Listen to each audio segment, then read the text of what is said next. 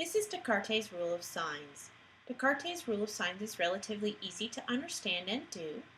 What Descartes' rule of signs is going to tell me is how many positive and negative real zeros there are.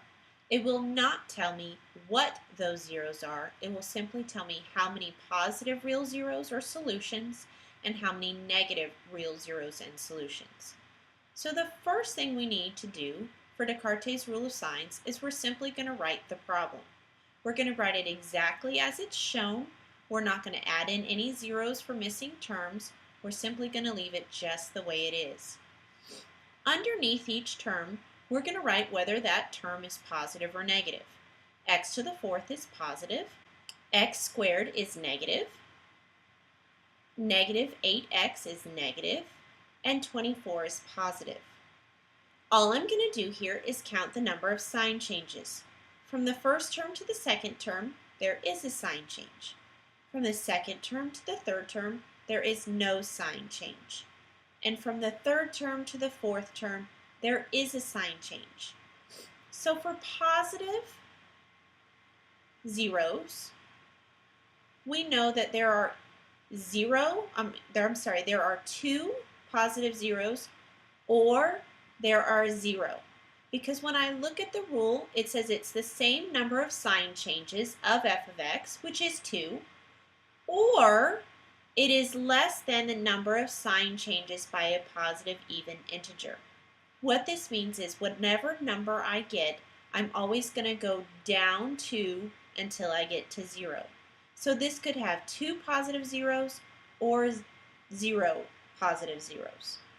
Now let's look at the negative zeros.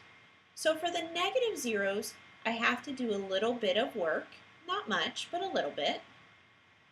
I'm going to substitute negative x everywhere I see x in the problem. By doing this, it allows me to find out how many negative solutions there will be to the problem. So I'm going to need to simplify, and I know that since this is an even number, this will stay positive. This is also an even number, so it will stay positive. This one is going to change to positive. And the last one is positive. So just for clarification, again, this one is positive because it has 4x squareds. This negative x, will be positive x, but it's still going to keep the negative on the 6. The negative 8 and the negative x will change to positive 8x. And the 24 will stay positive. So again, we have a positive, a negative, a positive, and a positive. So from the first to the second term, we have a sign change. From the second to the third term, we have a sign change. And from the third to the fourth, we do not have a sign change. So just like before, the negative zeros will be the number of sign changes, which is 2, or we're going to go down 2 numbers until we hit 0, so 2 or 0. Now just for clarification, we're done with this problem.